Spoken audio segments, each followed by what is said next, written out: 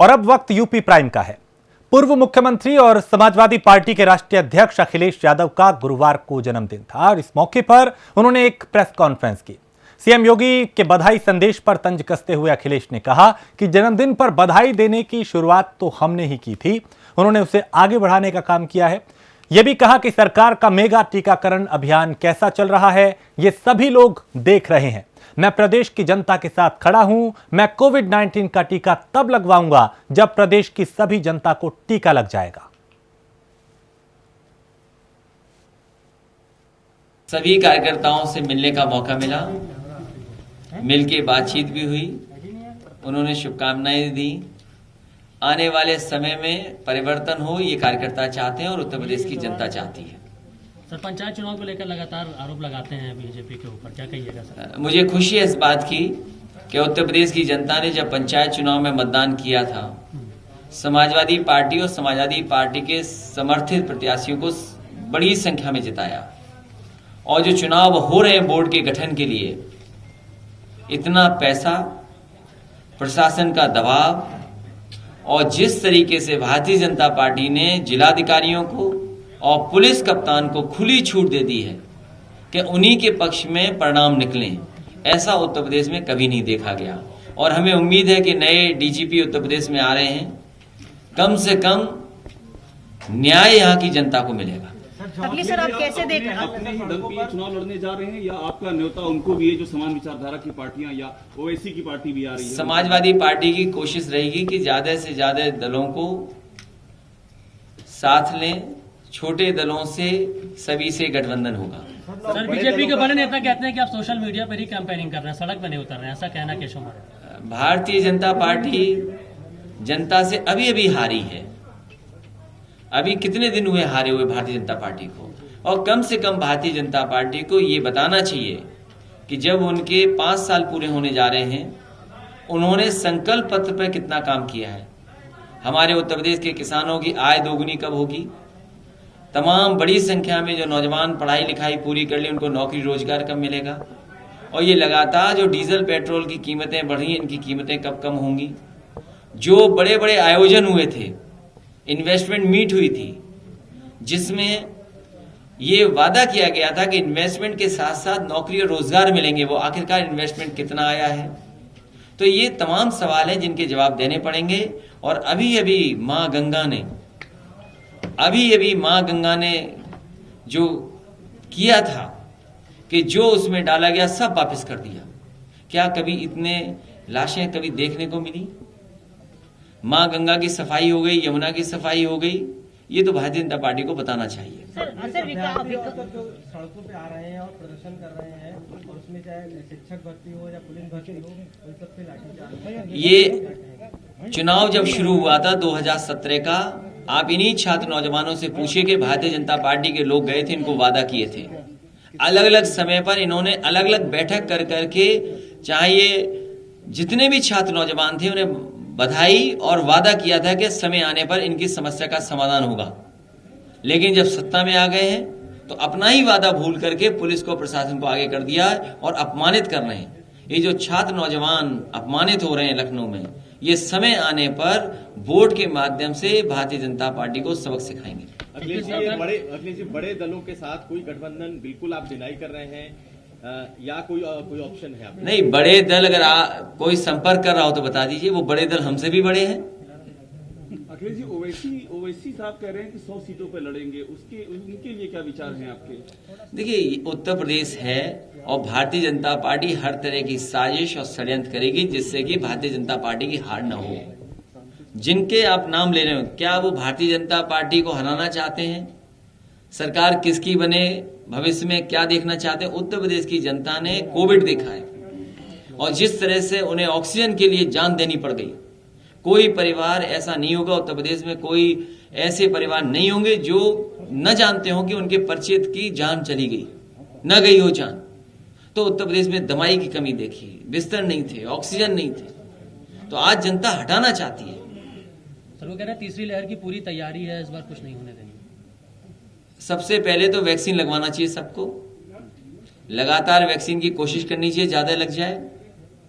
तीसरी लहर आएगी नहीं आएगी सरकार और एक्सपर्ट जानते होंगे, लेकिन अगर कोई समाधान है अगर आज, तो वो वैक्सीन है। तो वैक्सीन की तैयारी कितनी है और अस्पताल की तैयारी हम लोगों ने आपने देखी थी। अगर तीसरी लहर आती है उसके लिए अस्पताल तैयार रखने चाहिए सरकार को। किसान धरने पर बैठे हैं, वहाँ पर किस तरीके से आरोप लग रहा है? किसान धरने पर बैठे हैं, वहाँ पर जिस तरीके से किसान सरकार को हटा करके ही धरने से हटेंगे। आप अब वैक्सीन अब लगवाएंगे? मैंने पहले भी कहा और आज मैं जन्मदिन के दिन भी कह रहा हूं, उत्तर प्रदेश की जनता को वैक्सीन लगवा दें, और जब आखिरी वैक्सीन बचे तो मैं उनके लिए तैयार हूं कि हमारे भी लगा दें। और अगर ये नहीं लगा सकते तो आने वाले समाजवादी सरकार आने वाली है, हर गरीब किसान नौजवान को वैक्सीन लगेगी और आखिरी में हम भी लगवा लेंगे। अखिलेश यादव के 48वें जन्मदिन पर सहारनपुर में विवाह कार्यक्रम का आयोजन किया गया। इस मौके पर सपा नेता आशु मलिक ने 48 निर्धन कन्याओं की शादियां कराई। कार्यक्रम में वीडियो कॉन्फ्रेंसिंग के माध्यम से अखिलेश यादव भी जुड़े। उत्तर प्रदेश के पूर्व मुख्यमंत्री और समाजवादी पार्टी के राष्ट्रीय अध्यक्ष अखिलेश यादव का 48वां जन्मदिन धूमधाम से मनाया गया। जश्न की सबसे बड़ी तस्वीर सहारनपुर से आई, जहां अखिलेश यादव के जन्मदिन की धूम कुछ अलग ही देखने को मिली। अखिलेश यादव के जन्मदिन के मौके पर समाजवादी पार्टी के वरिष्ठ नेता आशु मलिक के संयोजन में 48 निर्धन कन्याओं का विवाह भी संपन्न करवाया गया।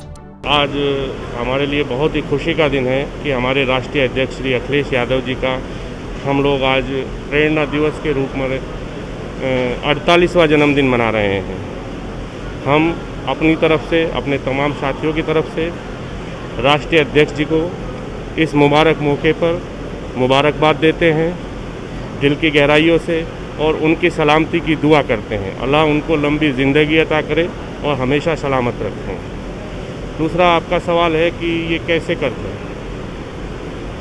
देखिए, ये प्रेरणा हमेशा नेताजी ने जब भी अपना जन्मदिन मनाया है तो नौजवानों को अपने भाषण में हमेशा गरीबों की मदद करना सिखाया है, उनको अपने साथ लेकर चलना सिखाया है, और हमेशा यही कि अगर त्यौहार है तो चुपचाप गरीब लोगों की मदद कर दो। और सबसे अच्छा कि अगर गरीब लड़की की आप शादी करा दें तो इससे अच्छा कुछ समाजवादियों के लिए नहीं समझा जाता। तो इन 48, क्योंकि प्रोटोकॉल कोविड का देखते हुए हमने इन्हीं के घरों पर कल 48 कन्याओं की शादी कराई है, और आज इनको सम्मानित करने के लिए आशीर्वाद के रूप में कन्यादान देने के लिए 25-25 हज़ार रुपया हम लोग इनकी मदद कर रहे हैं। अभी भी जो हम ये शादियां कर रहे हैं ना किसी एक विधानसभा की, ये सहारनपुर की तमाम विधानसभाओं के जोड़े हैं, और इसमें हमने ना कोई जाति, ना धर्म, ना क्षेत्र, कोई भेदभाव नहीं है। पहले भी यही था। और रही कि हम मसीहा के तौर पे नहीं, हम तो एक आम परिवार से, गरीब परिवार से, इनका दर्द हम इसलिए जानते हैं कि हम भी इन्हीं परिवारों के बीच से निकल के आए हैं।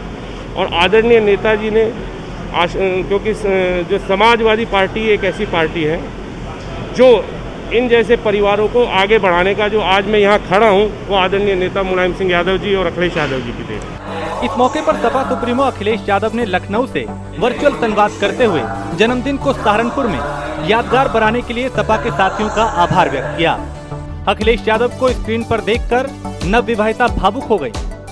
अखिलेश यादव उनकी शादी में ऐसे वर्चुअली जुड़ जाएंगे, उन्हें इस बात का यकीन भी नहीं हो रहा था। यानी ये सब कुछ उनके लिए किसी चमत्कार से कम नहीं था, या यूं कहिए कि एक सपने का सच होने जैसा था। वहीं अखिलेश यादव ने जब संबोधन की शुरुआत की तो सपा कार्यकर्ताओं ने अखिलेश यादव जिंदाबाद और बधाई हो, जन्मदिन की बधाई हो जैसे नारों का उद्घोष शुरू कर दिया। अपने संबोधन में अखिलेश यादव ने कहा कि जिस तरह से सहारनपुर में सपा नेता आशु मलिक के नेतृत्व और संयोजन में 48 जोड़ों को एक किया गया, उसी तरह प्रदेश में 2022 में एक होकर समाजवादी की सरकार बनाए। सहारनपुर से आलोक तनेजा, प्राइम न्यूज। तो वनों का क्षेत्रफल बढ़ाने और जनता के बीच पौधारोपण की भावना जगाने के लिए 1 जुलाई से 7 जुलाई के बीच हर साल वन महोत्सव मनाया जाता है। इस दौरान जगह जगह कार्यक्रम आयोजित होते हैं जहां पर पौधारोपण किया जाता है। वहीं सीएम योगी ने वन महोत्सव की शुभकामनाएं दी। इस मौके पर मुख्यमंत्री ने कहा कि मैं वन महोत्सव की सभी को बधाई देता हूं। ये महोत्सव सिर्फ एक पेड़ लगाने तक सीमित नहीं, बल्कि प्रकृति के प्रति अपनी लगन को बताने का समय है।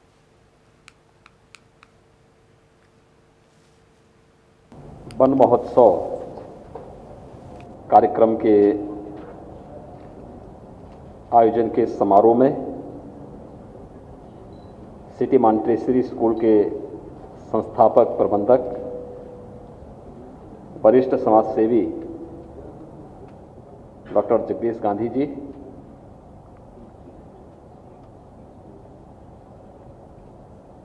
संस्थान के संस्थापक निदेशक डॉक्टर श्रीमती भारती गांधी जी,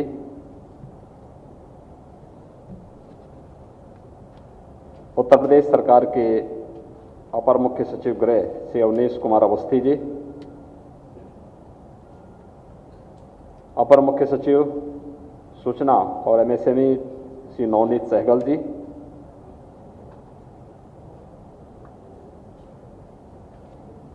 संस्था की सीनियर प्रिंसिपल और संस्थान से जुड़े हुए सभी प्राध्यापकगण, उपस्थित भाइयों बहनों, मैं सबसे पहले आप सबको वन महोत्सव कार्यक्रम के इस आयोजन अवसर पर प्रदेश सरकार की ओर से हृदय से बधाई देता हूं। वन महोत्सव का यह कार्यक्रम हमारे लिए केवल एक वृक्ष लगाने तक सीमित नहीं, बल्कि प्रकृति और पर्यावरण के प्रति हम सबके दायित्व को बताने वाला एक अवसर भी है।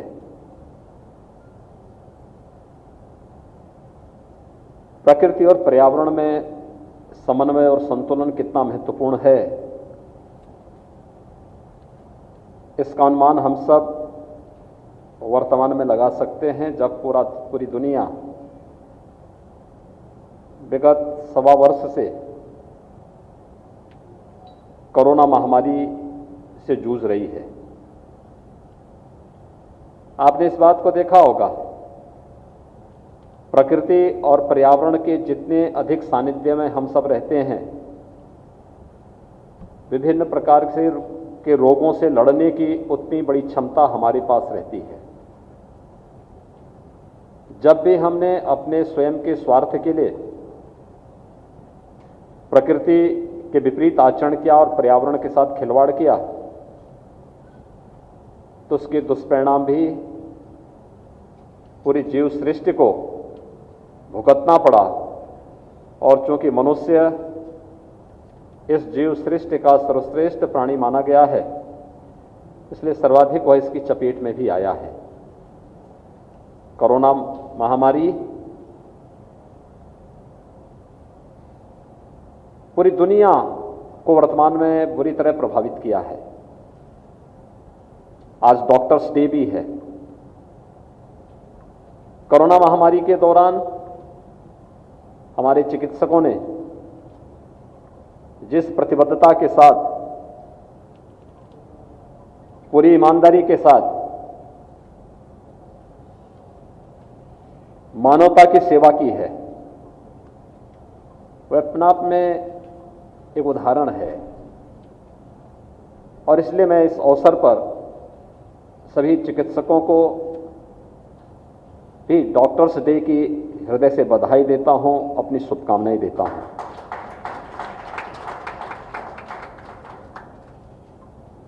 उत्तर प्रदेश में सरकार आने के तत्काल बाद केवल हम लोग इंफ्रास्ट्रक्चर के बड़े कार्य ही नहीं करेंगे, बल्कि लोक कल्याणकारी उस अभियान के साथ भी जुड़ेंगे जिसमें समाज के अंतिम पायदान पर बैठे हुए व्यक्ति तक शासन की योजनाओं का लाभ पहुंच सके। सरकार ने हर एक फील्ड में काम करने का प्रयास किया, लेकिन साथ साथ हम सब प्रकृति और पर्यावरण के प्रति अपनी प्रतिबद्धता से भाग नहीं सकते। और इसीलिए सरकार ने उस समय निर्णय लिया 2017 में ही कि प्रतिवर्ष हम लोग वृक्षारोपण के एक निश्चित अभियान को आगे बढ़ाएंगे। उत्तर प्रदेश में कोरोना संक्रमण का कहर खत्म होने की ओर है। प्रदेश में एक्टिव केस की संख्या के साथ ही मृत्यु दर में भी भारी कमी आई है। वहीं रिकवर हुए मरीजों की संख्या बढ़ रही है। उत्तर प्रदेश के अपर मुख्य सचिव अमित मोहन प्रसाद ने बताया कि बीते 24 घंटों में कोरोना के 163 नए मामले आए। और क्या कुछ कहा, उन्हें सुनते हैं। संक्रमण के मामले निरंतर बढ़ रहे हैं। उनके मुकाबले में उत्तर प्रदेश, जिसकी जनसंख्या दुनिया में 7वें 8वें नंबर पर आती है, उसमें मामले इतने घट रहे हैं। ये पूरा जो प्रगति है 30 अप्रैल से 3,10,000 के कुल मामलों से आज 3,000 से कम ये मामले रह जाना एक बहुत बड़ा जो है एक लक्ष्य सिद्ध हुआ है। हमारे मुख्यमंत्री जी के नेतृत्व में, मार्गदर्शन में और उनके स्वयं के निरीक्षण में जो 3T की नीति अपनाई जा रही है, जिसमें कि ट्रेस, टेस्ट और ट्रीट के साथ साथ जो अभिनव प्रयोग किए गए हैं, आंशिक कोरोना कर्फ्यू, जिसमें कि औद्योगिक गतिविधियां सब चलती रहीं, चीनी मिलें सब चलती रहीं, किसानों से गेहूं क्रय का कार्य सब चलता रहा और आवश्यक सेवाएं और आवश्यक वस्तुओं के को खुला रखा गया। ये जो एक 3T के साथ ये जो रणनीति बनी और इसके साथ साथ जो टीकाकरण का कार्य तेजी से किया गया, जहां जून से पहले उत्तर प्रदेश देश में काफी पीछे था, अब देश में 1 नंबर पर आ गया। 1 करोड़ से अधिक, 1 करोड़ 25 लाख से अधिक टीके जो है जून के महीने में लगाए गए। लक्ष्य 1 करोड़ का रखा गया था। तो ये सारे अभिनव प्रयोगों का आज परिणाम है और इसका सबूत जो है आज ऑस्ट्रेलिया के MP हैं मिस्टर कैली, उन्होंने एक अपना सुबह ट्वीट किया कि उत्तर प्रदेश, और उन्होंने इंग्लैंड की जो है, यूके की जो है एक तुलना की कि यूके की आबादी जो है उत्तर प्रदेश के 6ठे बराबर है। और आज उत्तर प्रदेश में जब उन्होंने परसों ट्वीट किया था तब 182 मामले थे, आज 163 हैं और यूके में उस दिन 20,800 मामले आए थे और आज यूके में उससे भी ज़्यादा मामले आए हैं। तो ये दर्शाता है कि उत्तर प्रदेश का जो मॉडल है ओवरऑल कोरोना मैनेजमेंट का, वो एक मॉडल जो है वो एक सिद्ध मॉडल हुआ है और माननीय मुख्यमंत्री जी के निर्देशन में, उनके नेतृत्व में ये पूरी एक उस मॉडल की सफलता सिद्ध हुई है। आज टीम 9 की बैठक में माननीय मुख्यमंत्री जी ने इसी संबंध में ये भी निर्देश दिए हैं कि जो हमारे जनपद हैं, जैसे आज 3 जनपद ऐसे थे जहां पर कि 10 से ज़्यादा मामले आए हैं, उनमें बहराइच में 19 मामले आए हैं। तो माननीय मुख्यमंत्री ने ये भी निर्देश दिया कि जो बहराइच का क्षेत्र है और जो नेपाल की सीमा के आसपास के और सीमावर्ती ऐसे जनपद हैं, वहां पर थोड़ा और एहतियात रखा जाए। प्रदेश की रिकवरी का प्रतिशत 98.5% चल रहा है। विगत 24 घंटों में कोविड संक्रमित व्यक्तियों में से 4 लोगों की मृत्यु दर्ज की गई है। कल प्रदेश में 2,67,658 सैंपल्स की जांच की गई और दैनिक पॉजिटिविटी की दर इस समय 0.06 के निम्न स्तर पर चल रही है। अब तक कुल मिलाकर 5,81,11,746 सैंपल्स की जांच हो चुकी है और ओवरऑल पॉजिटिविटी रेट 2.94% चल रही है। 2,671 एक्टिव केस में से 1,788 इस समय होम आइसोलेशन में हैं।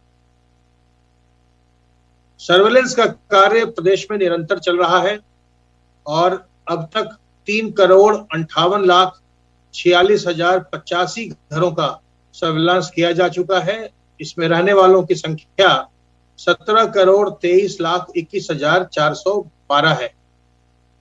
कोविड वैक्सीनेशन का कार्य भी प्रगति पर है। कल दिनांक 30 जून को हमने बच्चों के टीकाकरण पर फोकस किया था। आप जानते हैं कि बच्चों का टीकाकरण बहुत ही आवश्यक है और इसमें टीबी, पोलियो और पर्टुसिस, डिप्थीरिया जैसे कई रोगों के लिए बच्चों का टीकाकरण किया जाता है। खसरे का भी टीकाकरण होता है जिसे हम मिजल्स कहते हैं। तो इसलिए कल हम लोगों ने बच्चों के टीकाकरण पर विशेष ध्यान दिया था और कल 68,693 डोजेस कोविड वैक्सीन की भी लगाई गई थी। अब तक कुल मिलाकर 2,67,92,830 डोजेस पहली डोज के रूप में लोगों को लगाई जा चुकी है और इनमें से 44,88,619 द्वितीय डोज भी लगाई जा चुकी है। कुल मिलाकर अब तक 3,12,81,449 डोजेस प्रदेश में लगाई जा चुकी हैं और जून के महीने में हम लोगों ने ये तय किया था, राज्य सरकार का ये निर्देश था, माननीय मुख्यमंत्री जी ने एक लक्ष्य दिया था कि 1 करोड़ वैक्सीन की डोज जून में लगाई जाएगी, जो कि उससे बहुत ज्यादा डोजेस लगाई गई। 1,29,00,000 से अधिक डोजेस जून के महीने में लगाई गई। आज से पुनः कोविड वैक्सीनेशन का कार्य पूरे प्रदेश में प्रारंभ हो गया है और अधिक से अधिक लोगों के टीकाकरण का जुलाई के महीने में भी हमारा प्रयास होगा। और यूपी के स्वास्थ्य मंत्री जय प्रताप सिंह जारचा के खटाना गांव पहुंचे और लगभग 2.5 करोड़ की परियोजनाओं का शिलान्यास किया। साथ ही उत्तर प्रदेश सरकार की जन कल्याणकारी योजनाओं के लाभार्थियों को प्रमाण पत्र भी बांटे।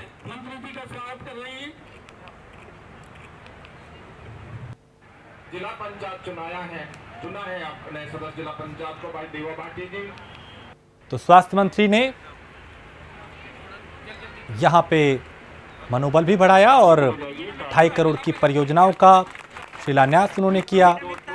कई लोगों को सम्मानित भी किया और स्वास्थ्य मंत्री ने लाभार्थियों को प्रमाण पत्र भी बांटे। नोएडा में पुलिस को बड़ी कामयाबी मिली, जहां सेक्टर 24 और 58 पुलिस की संयुक्त टीम ने लग्जरी कारें चोरी करने वाले एक गिरोह के 5 लोगों को गिरफ्तार किया। बता दें कि गैंग लगातार दिल्ली एनसीआर में लग्जरी गाड़ियों को अपना निशाना बना रहे थे।